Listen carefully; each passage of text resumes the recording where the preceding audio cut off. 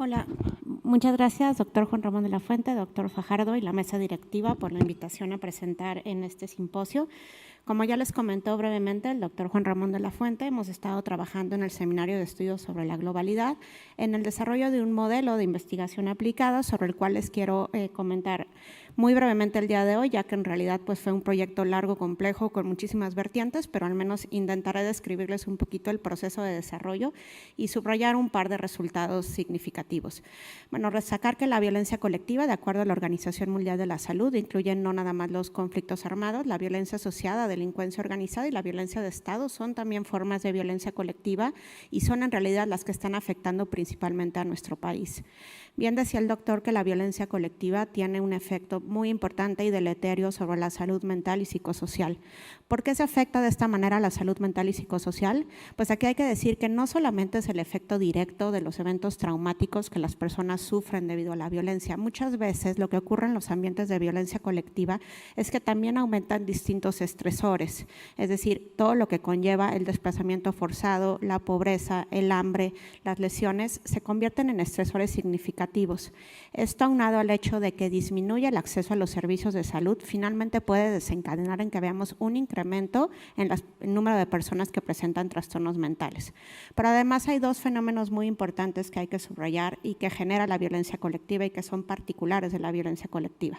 El que tiene un efecto nocivo y deleterio sobre las redes comunitarias, es decir, destruye la cohesión comunitaria y esto hace que las comunidades y las personas queden más vulnerables, y la otra es que en muchas ocasiones se vive una normalización de la violencia. Es así que los organismos humanitarios recomiendan que el abordaje de la salud mental y psicosocial ante situaciones de violencia colectiva sea a través de programas con un enfoque psicosocial. Esto quiere decir, y se ejemplifica en esta pirámide, que por un lado vamos a dar, como bien decía el doctor, primero que nada una respuesta a las necesidades básicas, pero en los siguientes niveles, el que sigue, que está señalado con el número 2, se refiere sobre todo a la provisión de apoyo psicosocial. Este apoyo se dirige generalmente a grandes sectores de la población que muchas veces no van a tener afectaciones como tal, enfermedades mentales, pero pueden tener síntomas leves o adaptativos. Cuando nosotros llevamos a cabo actividades psicosociales, no solamente podemos atender estos síntomas adaptativos y evitar que puedan progresar eventualmente hacia la formación en efecto de un trastorno mental. También con estas actividades psicosociales podemos ayudar a la reintegración comunitaria y a la par trabajar en la prevención de la violencia. En los niveles 3 y 4 tenemos por un lado el trabajo con aquellos que ya tienen algunas complicaciones psicosociales o en salud mental más complejas, pero que todavía pueden ser atendidos por personal no especializado. Y finalmente, un porcentaje de la población sí desarrollará trastornos mentales que requieren una atención especializada.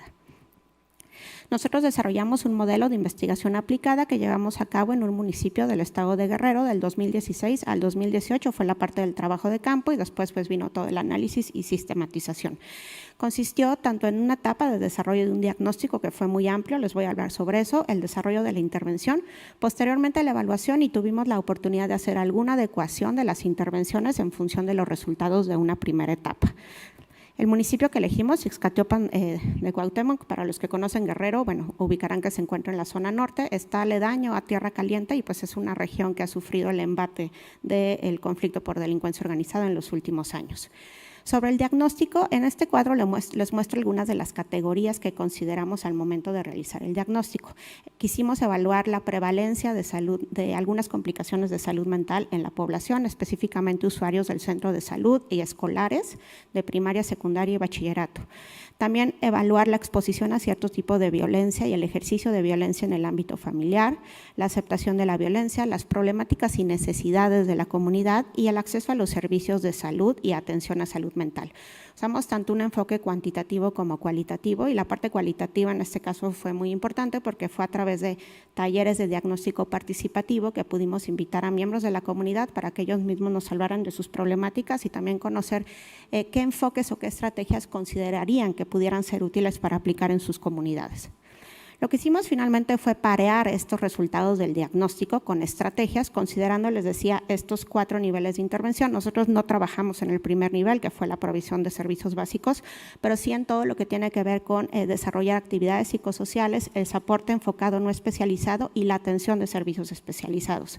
Por ponerles un ejemplo, encontramos una alta prevalencia de algunos trastornos mentales, por ejemplo, el estrés postraumático en las usuarias del centro de salud, con prevalencias de 5 a 20 veces las reportadas en población general, dependiendo del periodo que se evalúe. La depresión también 10 veces más alta en los hombres respecto a la población general. Y encontramos, por ejemplo, que no había acceso a especialistas, no había acceso a psicólogos, había una nula atención a las personas que habían sido afectadas por delitos de alto impacto. Además de que no había capacitación por parte del personal de salud que trabajaba en la comunidad para poder detectar y atender a estas personas. Encontramos una muy alta aceptación de la violencia y además de los delitos de alto impacto, pues una vivencia frecuente de violencia sexual y de violencia de género, la carencia de herramientas de crianza en los padres y en general un ambiente en el que se habían destruido las redes comunitarias. Entonces, a partir de eso es que desarrollamos la implementación de algunas estrategias, como por ejemplo, el desarrollo de un servicio ambulatorio especializado para dar respuesta a la atención a los casos complejos, pero también algo muy importante, la capacitación de los médicos de primer nivel y el desarrollo de actividades psicosociales dirigidas a los niños, niñas, adolescentes y a grupos en riesgo de la comunidad, como por ejemplo mujeres víctimas de violencia. La intervención en realidad estuvo compuesta por 4 ejes principales. El primero fue el establecimiento de las capacidades locales para dar atención a la salud mental de los individuos y de la comunidad. Las segundas, las siguientes 2, 3 y 4 se refieren básicamente a intervenciones psicosociales que, como les digo, tienen que ser realmente el centro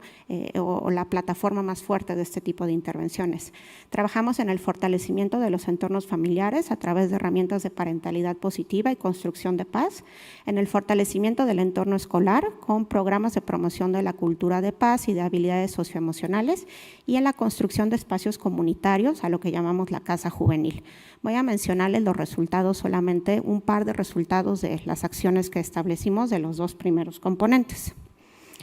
En cuanto a establecer las capacidades locales para atender a la salud mental individual y comunitaria, les decía que establecimos un sistema de atención ambulatoria, pero también posteriormente implementamos la posibilidad de dar atención a distancia a través de un servicio de telepsiquiatría. Llevamos a cabo una capacitación con la guía MHGAP de los médicos para la atención y detección de trastornos mentales y también en primeros auxilios psicológicos, en la atención de violencia sexual en el primer nivel, en la capacitación a profesores en consejería breve para adicciones. Hicimos un acompañamiento y una asesoría muy importante del personal, que eso nos damos cuenta que es esencial, es decir, si capacitamos al personal médico, al personal de primer nivel, algo que es muy importante es que se les dé acompañamiento y asesoría. Y también desarrollamos distintas estrategias de promoción de la salud mental, por ejemplo, talleres con mujeres o campañas específicamente con grupos de riesgo como adolescentes. Lo que encontramos después de haber realizado la capacitación con el personal de salud de primer nivel es que, bueno, en un inicio eran muy pocas las consultas que estaban atendiendo en las cuales ellos mismos detectaban o daban algún tipo de intervención de salud mental. En el curso del último año de intervención, cuando ellos ya tomaron en sus manos la atención de la salud mental de la comunidad, pues vimos que pasamos de un número bajo de atenciones como 10 a que se volvieran más o menos 50 mensuales. Es decir, de hecho, la consulta de salud mental se volvió frecuente dentro de los motivos de atención dentro de la clínica de salud. Y algo importante es que vimos que el 40% de las personas llegaban por iniciativa propia, o sea, llegaban ellos solicitando que se les diera algún tipo de consulta de salud mental, ya sea por el psicólogo o por el médico. Esto quiere decir que nuestras estrategias de trabajo de concientización y sensibilización y disminución del estigma en la comunidad funcionaron. Vimos que el 91% de los requerimientos de atención de salud mental realmente pudieron ser cubiertos por los médicos de la comunidad, solamente en el 9% se tuvo que atender a través de la referencia o telepsiquiatría, lo cual muestra que la capacitación y acompañamiento de médicos en el primer nivel en una comunidad subrural de México como esta puede realmente ser efectiva. En cuanto a otro componente que les mencioné, que fue la construcción de entornos familiares, hicimos un programa de construcción de paz en el hogar basado en la triple P, que es parentalidad positiva, y en darle herramientas para la transformación del conflicto a padres y madres. Trabajamos con 210 madres y padres de 5 centros escolares, de preescolar, primaria y secundaria. Pudimos conformar un grupo de casos y controles en el caso de las madres de primaria y preescolar para evaluar la eficacia de la intervención. Integramos un índice de aceptación de la violencia, que es una encuesta que nos recomendó UNICEF. Y bueno, aquí lo que vemos en esta gráfica es que en efecto en las madres que participaron en los talleres hubo una disminución en la aceptación de la violencia, del uso de la violencia como método de crianza a sus hijos en comparación con los controles. Pero aún más importante encontramos que los propios niños, es decir, los hijos de estas madres, también cambiaron su aceptación de la violencia, aunque tal vez no fueron intervenidos de manera directa, ¿sí? Al final el cambio en la actitud de la madre en el ejercicio de la violencia también se reflejó en que el menor tuviera una menor aceptación de esta conducta y una menor normalización.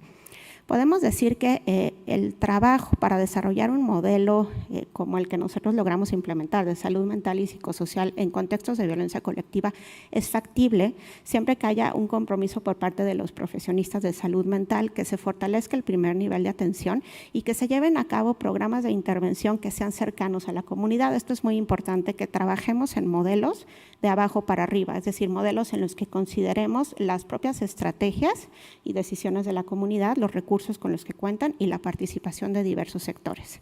Y pues no me queda más que agradecer a todos los miembros del Seminario de Estudios de la Globalidad, a todo el equipo de trabajo de Redes para la Vida de este proyecto, pero sobre todo a la población de Ixcatiopan de Cuauhtémoc, que sin ellos no hubiéramos podido implementar este proyecto. Muchas gracias.